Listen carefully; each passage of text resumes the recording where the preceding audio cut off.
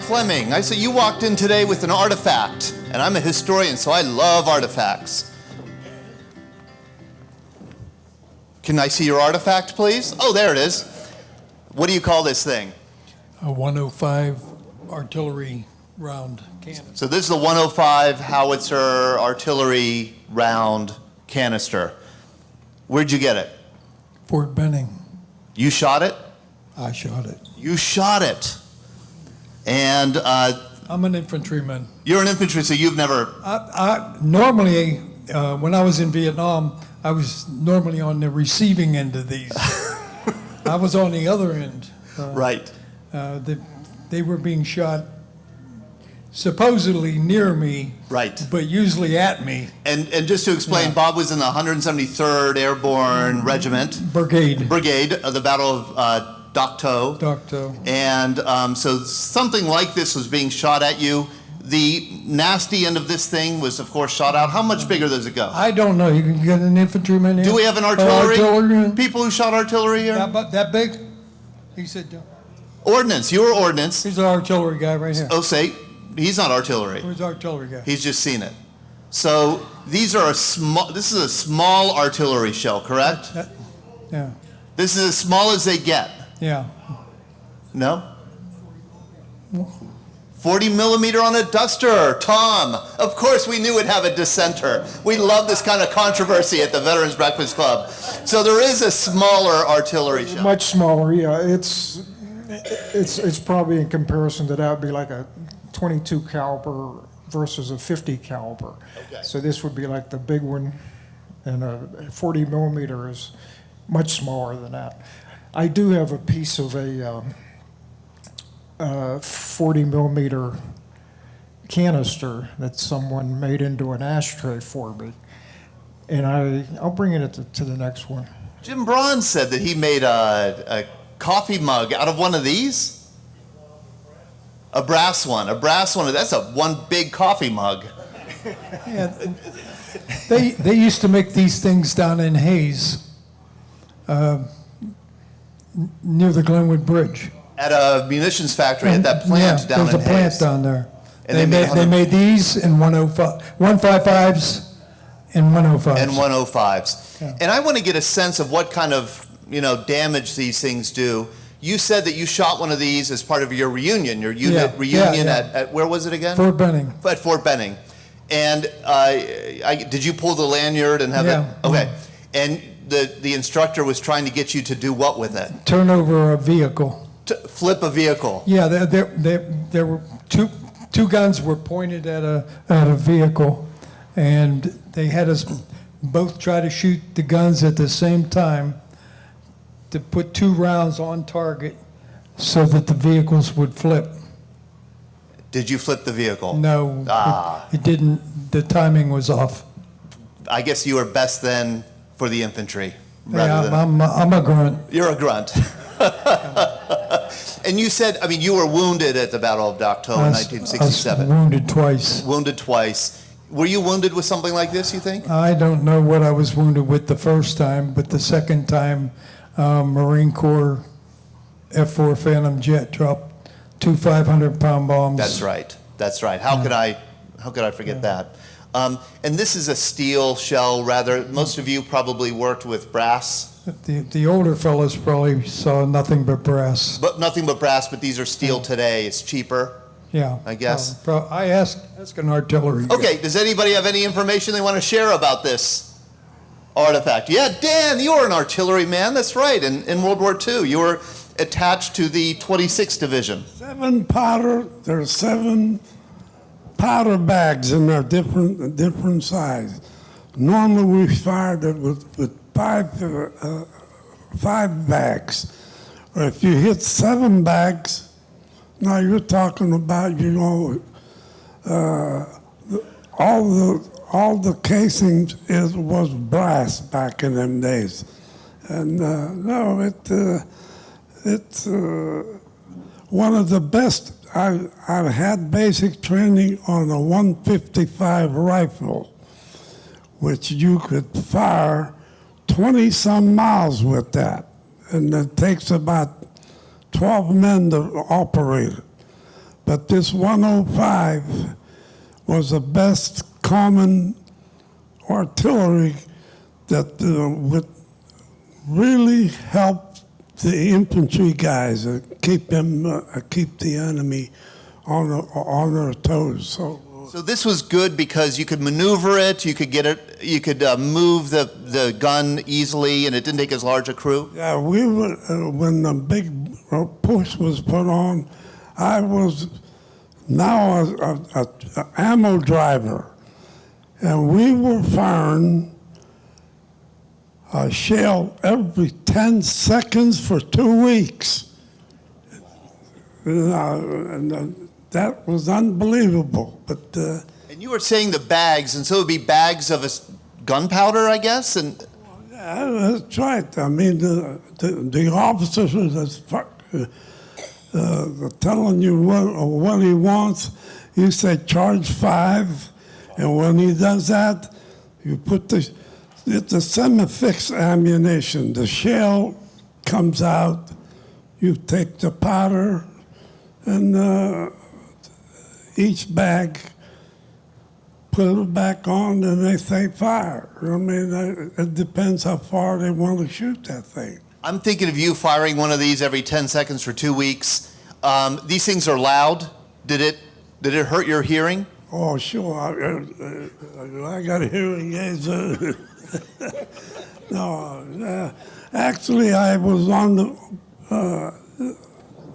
shooting the artillery, but then I got back. I had another MOS number, so they made an ammunition driver out of me, and that was bad because I don't think I had 15 hours sleep in a week. And we were firing on a big bush that the Germans didn't know what hit them. Right. Yeah. Thank you, Dan. Thank you, Bob.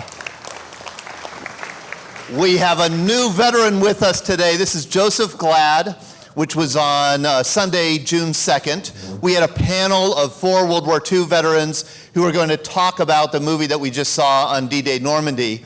And I saw, going up into the seats, somebody, Joe, with a World War II cap, and I invited him to come down.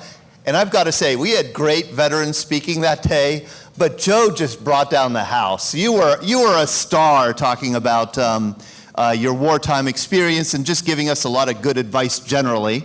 But this is you in World War II. What's that? I said that's a picture of you, correct? Right. I was 18 years old. I thought I was a man. I was a baby when I went to war, like the rest of you fellows.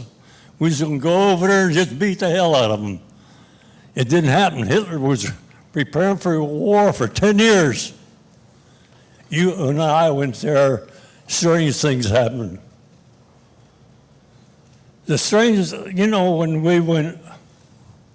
we landed in Naples. They put us on a train up towards Rome. Well, we bypassed the 34 Bull Division to go up, I guess, replace them while we went up. The train didn't stop. I hope none of you are offended about what I'm going to say, because I never believed I'd see it myself. He said, "Where's the bathroom?" He said, "I'll between the cars." I said, "Okay." He said, "But watch which way you go, because the wind will blow the water back on you." So I was laughing. I come on, I said, "These 30 guys over there hustling around." I said, "What's the matter?" He said, "He's going bathroom." Well, I said, "Go bathroom." He said, "You don't know how to go." "What do you mean you don't know how to go?" That guy said, "Well, we'll fix it up." Told him pull his pants down, grab the bar. Each one grabbed him on each shoulder. I said, "Let her fly." Didn't I tell you he'd give you good advice? I'll tell you, it's good advice. It's the lowest. I see all you fellas. I'm one of you fellas. We did our part. And I always tell, guys ask me how old I am. I'm 92. I tell the rest of them are 90. They're babies. I heard a fellow up there said he's 97. I'm the baby. Yes. Yes, we have out of the World War II veterans in the room today, Joe Zimbicki. Joe, could you raise your hand?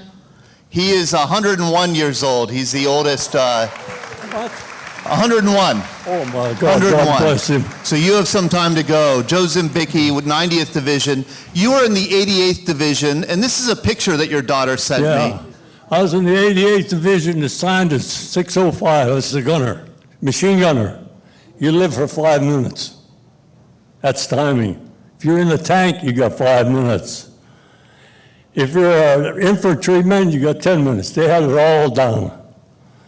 But there's two things I like to tell you what fear is.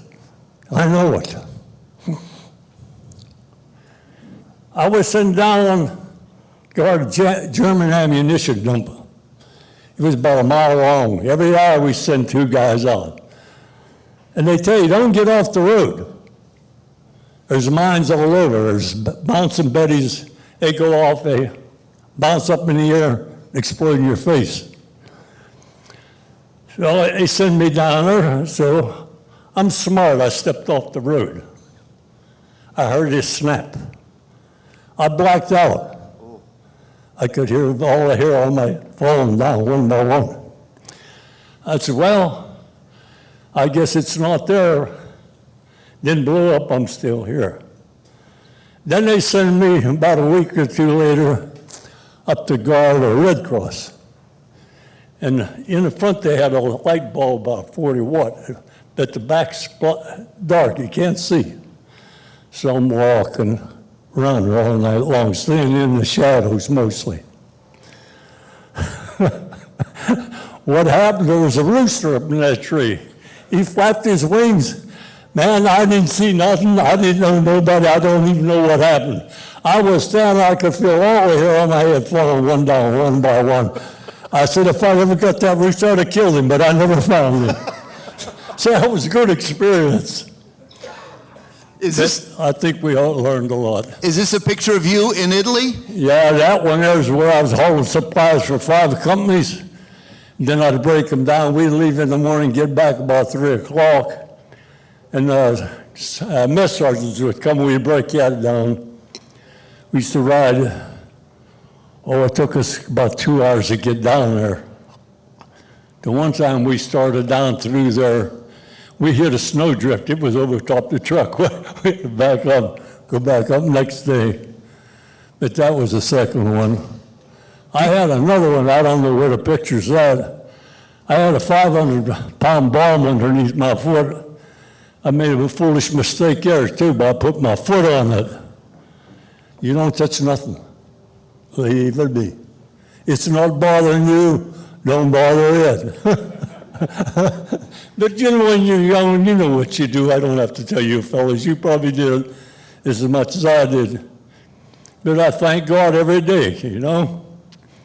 A lot of us come back, a lot of us didn't. And I often wonder, you know, some of the things I've seen. I was a fellow down from Mon City, Pennsylvania, Kajawa. Everybody knew Kajawa, even through basic. Kajawa was 5'2", and we used to take these timbers, that's about 16 feet long, and you throw them up in the air and you catch them. Well, Kajawa, he was with me. He was between me and my buddy. When they come down, he could never reach it. I always remember that fella. So I'm going to sit down and shut my mouth because I talk too much. Hold on, just a couple more. Is this another picture of you? It looks like in Italy. Yeah, that's where I was interpreter up in there. So you were an interpreter? Yeah. What language did you speak? Yugoslavian. Really? Yeah, dobro jutro. Oh, Good morning. good morning. Yeah. Slovene. Yeah. Slovene. Say. So you were interpreting for whom? Were they prisoners or were they? Well, whatever we got, whatever they needed. Whatever they needed. When the old man used to call me, we called him the old man. He was World War I. He had turkeys all the way up and down his coat. I'm gonna tell you, he really had them. He'd say, Glad, Where'd you learn to speak? He said, I said, home in the house. So we talked for a while, and I tried to tell him that when we go to the house of these people, whatever we went, we was checking out a young boy who was running between a convoy. Well, he started running over and come back while they got caught with the dual wheels that killed him. So when we went up there, I told him, I said, now when you go up there, you can't just go up and start asking questions. These people are touchy, they're under the communists. So we went up, and we talked, and we come back.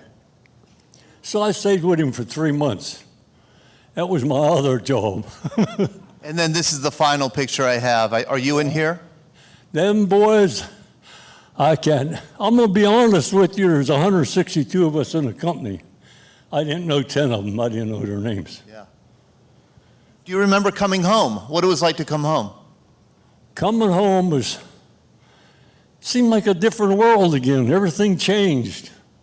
We growed up. We went as kids. We thought we knew it all. We did a lot of hard growing up when we come home and learn. I come home trying to find a job. Coal mines are shutting down. But you go through it. I got married with my wife Yolanda. We call her Yo for short. This is my daughter Joanne, Mary Kay. There's the boss over there. That's Melanie, my granddaughter, and Mel. They take care of me. So you have 4 generations of Glads here today. How long have you and Yolanda been married? 65. 65 years. Wonderful. Thank you, Joe, for coming. Thank you to the Glad family for coming today. You know, I'm very glad that Dennis Deal is here with us today. Dennis is an Army veteran of Vietnam. Dennis, would you mind standing up and taking this microphone? Dennis was, his first combat was the Battle of the Ia Drang Valley, Ia Drang, in November 1965. It's the first large-scale engagement with the North Vietnamese Army in the Vietnam War. And it was kind of memorialized in the popular movie by Mel Gibson, We Were Soldiers. And Dennis was a platoon leader with Hal Moore's unit there at the Ia Drang. And I just want to, the reason I'm putting Dennis on the spot is for one reason in particular. I got an email from one of our Marines who comes to our events, a Vietnam Marine who comes to our events in Beaver County. And he said, I'm reading this great book called The Soldier Story, and I'm reading the story of a vet named Dennis Deal, and Dennis has put his veteran's experience better than I ever could. And he said, in particular, it's this, and you can see the picture of Dennis there in the book.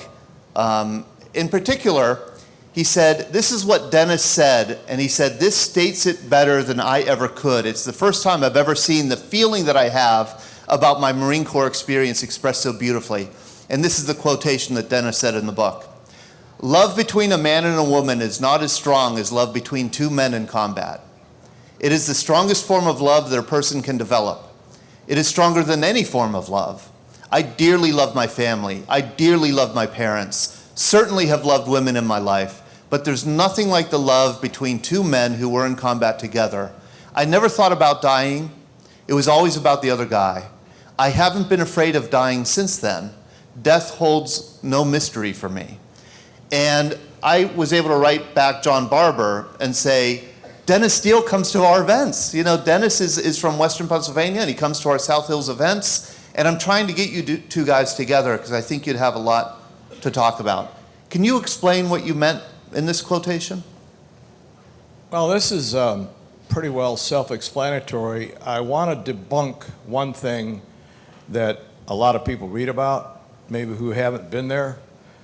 When you're in trouble in combat and the bullets are flying, the artillery in the air and all that stuff, you're not thinking about apple pie, Chevrolets, the American flag, mom, brothers, sisters. You're thinking about the guy next to you who's going to protect your right flank, the guy to your left, the guy behind you, if you're lucky enough to have one, because They're going to give their lives not for the flag.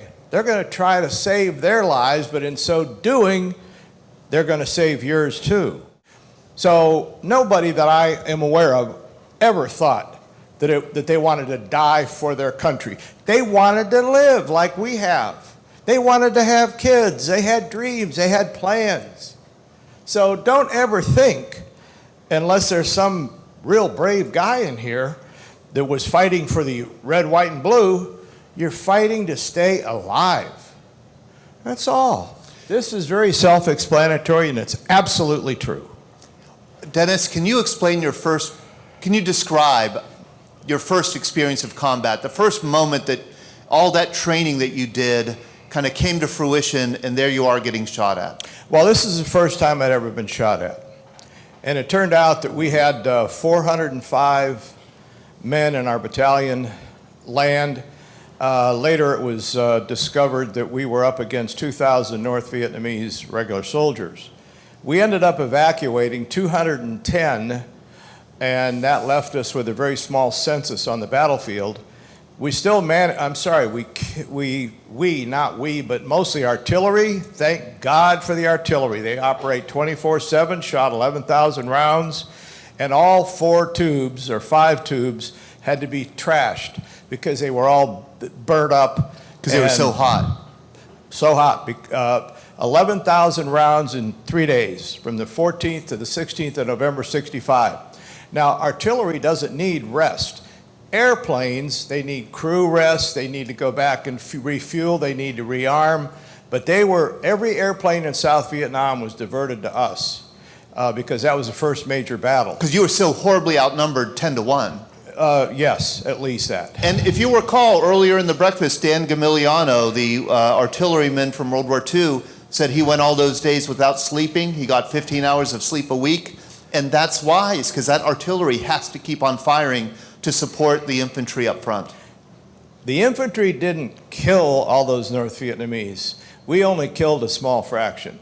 The guys that killed them were guys who fired artillery and guys who flew jets and dropped cluster bombs, 500-pound bombs and all that, napalm and all that. Tell me about the first time you were shot at. Well, I didn't know I was being shot at, first of all. So I had 2 Korean War veterans and 1 World War II veteran in my platoon. So one of them was a Seneca Indian from Buffalo, New York. And he had been in Korea for 2 years and very experienced combat infantryman. So I pulled him aside, and we're standing right next to each other. I said, "Chief, every Indian in the military is called Chief." Real original, huh? Yeah. So anyway, I said, "Hey, Chief, I've never been shot at before. Is this what it sounds like to be shot at?" He smiled and said, "Yes, sir, this is what it sounds like. We are being shot at." Less than 5 seconds later, he was shot in the neck and died. Oh, I had several of those almost shoulder-to-shoulder encounters where the other guy was killed and I wasn't. What was your question? I got off on a tangent. I think it was just that sense of how do you kind of orient yourself to the reality, like this is now life or death. Well, the first thing you have to do is inspire confidence in your men. Got it. So you're a leader. You're not just yourself. You're responsible. You're responsible. Now, you're just as scared as everybody else. I was scared to death. But I think you've heard this before. I developed this little thing about if you can just show a millimeter more courage than the men around you, they're going to follow you. And it's true. So I'd have to suck it up and be a little bit braver than the bravest guy in my platoon, or at least act that way. And I was a good actor. And everybody will follow you. They'll do what you say, especially if you do it forcefully. You point at them, do this, go there. And they do it. But if you show fear, if you show the slightest bit of hesitation, you're going to lose control of your men. And therefore, you've been ineffective, and you might get somebody killed because of your own fear. So, yeah, I was scared to death, but I had to suck it up and just show just a little bit more courage than the bravest man. And nobody was the bravest man. So it's kind of like fake it till you make it. Say again? We say it, fake it till you make That's it. a good one. I never heard that. That's Fake it good. till you make it. Fake it till you make it. In this battle of the Ia Drang in 1965, there was a Medal of Honor awarded to a Western Pennsylvanian named Joe Marm, who you served with. And you were there for the incident, I think, for which he was awarded. Yeah, I was a witness. You were a witness. Can you tell what happened? Well, there was a machine gun bunker behind a large termite hill about the size of that podium over there. And we were pinned down. We were on the last assault of the day to try to get to a platoon which had been surrounded. So we were a battalion on line, what was left of it, and we were actually being fired at so heavily that we were literally on our stomachs. Everybody, including, we didn't get chewed out for it because our company commanders were on their stomachs. Everybody. So I had an issue behind me. I had to, somebody flanked me. I was on the right flank, and I had this saying, so God talked to me and said, if you don't turn around right now, you're going to be dead. I turned around, my whole field of vision filled with North Vietnamese. From here, maybe that podium away. So I didn't even have a chance to get my rifle up to my shoulder. I just started shooting.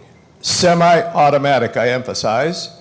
They were firing on automatic, so they were sort of wild with their firing. I don't know how many there were. Estimates are between 4 and 9.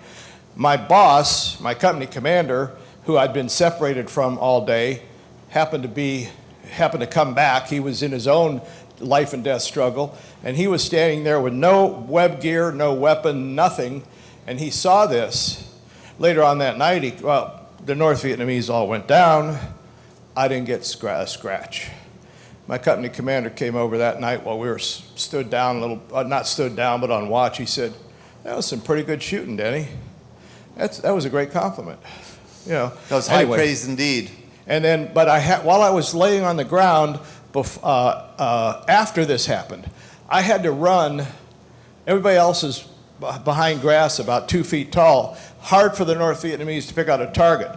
But I was standing, they saw me, and they saw my back turned, and I'm shooting it out with these North Vietnamese soldiers who had flanked me, which I felt personally responsible for. So I ran back to catch up to the assault line. This machine gun behind that bunker started shooting at me.